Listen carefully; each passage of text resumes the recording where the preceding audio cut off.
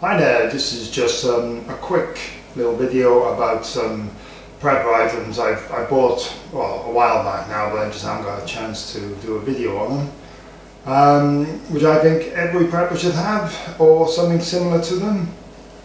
Probably most of you already have them maybe, but there might be somebody out there who hasn't, and this might be helpful. So here it is.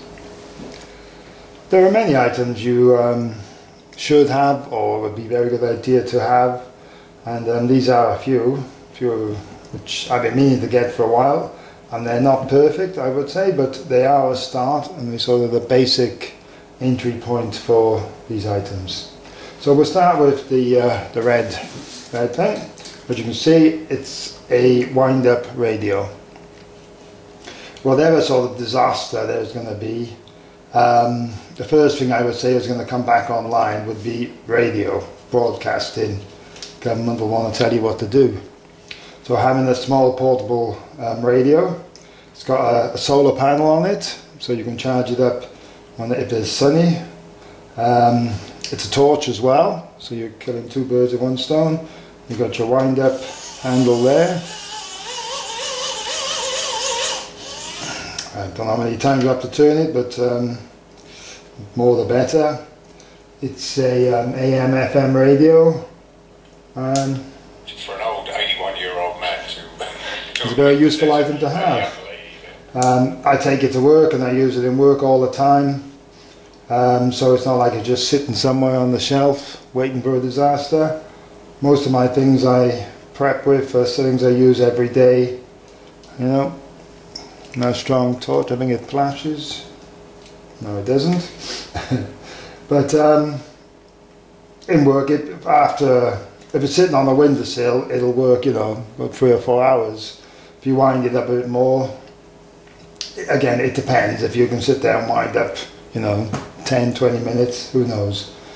But it certainly can wind it up long enough to get a signal to hear what's going on in the world when there's a disaster of some sort or an emergency. So having one of them in your backpack, it's very light and it's don't take up much space, so it's quite useful. There's this, and there's loads of other types and maybe smaller ones. I would say the main advantages is it wind up and it's got a solar panel on it, so that if there's electrics down, you're in the middle of nowhere, your phone might die, but you got this. So that's number one.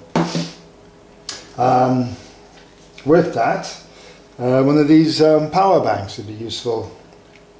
You charge that up, you can plug this into that and charge that up, or you can plug your phone in, charge that up. This particular one needs charging. It's got a torch on it, and say for charging mobile devices.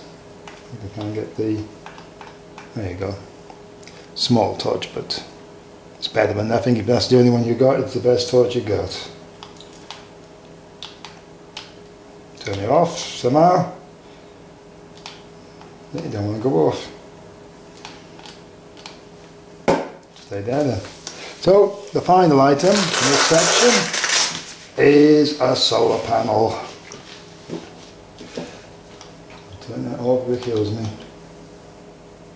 No, won't turn off. No, still won't turn off. Anyway, I'll put that in the shot, if I can get it in the shot. There you go. And we'll see how long it stays on for. If I could get it in the flipping shot. Right, solar panel. This is a very cheap, it was I think 30 quid. It's got 3 panels. I've used this again in work to charge either that thing up, or even to plug in the radio, because you get more power obviously. But the idea is you're in this compartment here, there's a lead, and you've got 2 USB ports. I don't know if you can see that on the camera in there. So you would, ideally in the daytime when it's sunny, it doesn't even have to be that particularly sunny, just even a cloudy day these things work. You can be charging these things up to use them later on in the evening for things, because it doesn't actually hold any sort of charge itself in this small little box in there. So basically you need some of these to charge up when the sun is shining. Generally very useful for camping. You put it on your dashboard, you can charge up things. I wouldn't leave it lying around, somebody might nick it. It's got these loops on there and 2 more at the back. So you could strap it onto your backpack as you're walking, charging up your devices as you go. Again, you could have it charging up and have your radio going. With some earplugs, that comes with, there's a slot somewhere on here for putting in earplugs. Oh, in there. Little thing in the back there, so you can listen to music. But when the grid goes down, you've got no electric, or if something's happened and you're lost somewhere in the middle of nowhere, at least you have some power. This is in your car.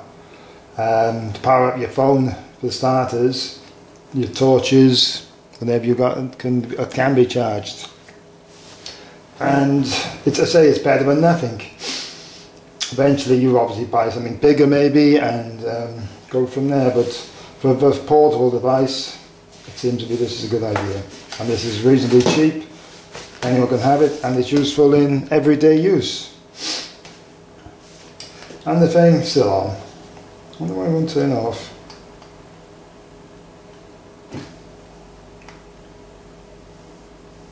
Okay, so I got that one, wasn't cheap. It was nearly a tenner, but there's a lot more power in it. But this one I had free, just a smaller one, which I use every day to charge my phone when I'm out and about. That seems to be pretty good too. So you could charge both devices on there.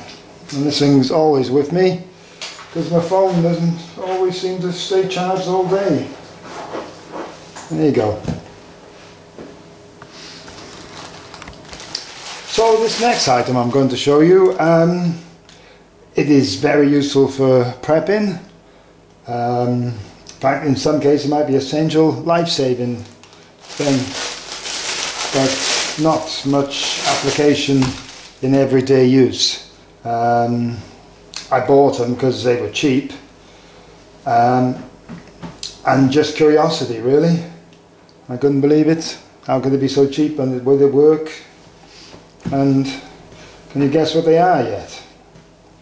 And no, they're not leg warmers from the disco days. They're armlets, bands.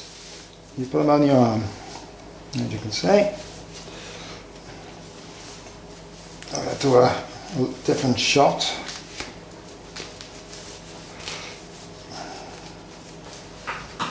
There you go, 2 arms. Maybe now you have an idea. And I bought them, they supposedly protect you from knives and cutting implements. Try out with my Opinel. And in theory, you'll protect you from knife cuts, but not stabs. So if you get stabbed in the arm, you're in trouble. But if you were ever, God forbid, you were in a knife fight, it's always a case where people get their arms cut from when you grab someone else's knife and they're digging into your arm like this, so it will give you a certain amount of protection that way. I can't really think of a use in a non-disaster troublesome way really. If you were whittling wood, you might cut your arm that way, possibly. Don't know, but in theory there's wire, steel wire interwoven in all this pattern. I'll go close and maybe it'll focus, maybe, but that's the general idea. And then you can buy a pair of gloves. These were less than a tenner and the gloves are about the same, but the gloves looked a bit bulky, and I thought, if you have bulky gloves, why would you be, I don't know, but maybe. But I just thought it was useful, and just curiosity got me to buy them. I suppose you're all thinking, do they really work? So we'll just have a bit of an experiment, shall we? I'm not going to try it on my arms, but so Put my wife's cutting board here, don't tell her. And we'll start with an old pair of trousers, just to show how sharp the knife is. So for slashing purposes, if somebody was, you know, simple, not really putting a lot of effort into it, but as you can see, it makes short work of these trousers. Imagine if that was your arm, which is quite possible if you were in the fool enough to get involved with somebody having a knife. So that shows you how sharp my old lovely knife is. Thanks again, Rob. And we'll try this. That's the first time I've done this, so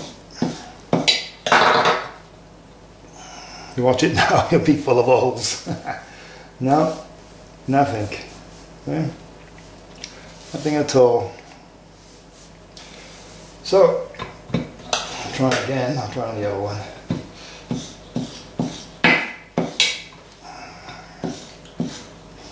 But remember, it doesn't protect you from stabs. It'll go straight in. This one might be a bit, no. Again, surprised. And we'll try the leg again. Try the other side of the leg.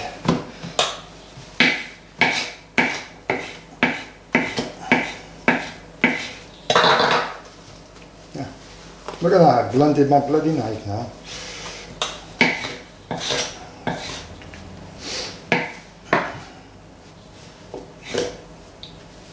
Even so, I'm sure it would cut into the skin. Oops.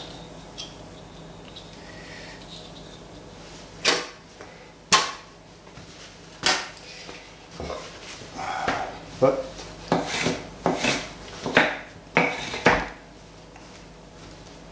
full of holes.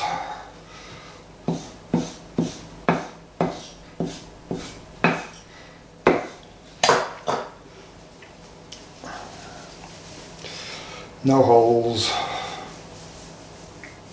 So, it would offer you a certain amount of protection, as I say, in a knife fight, on your arms at least.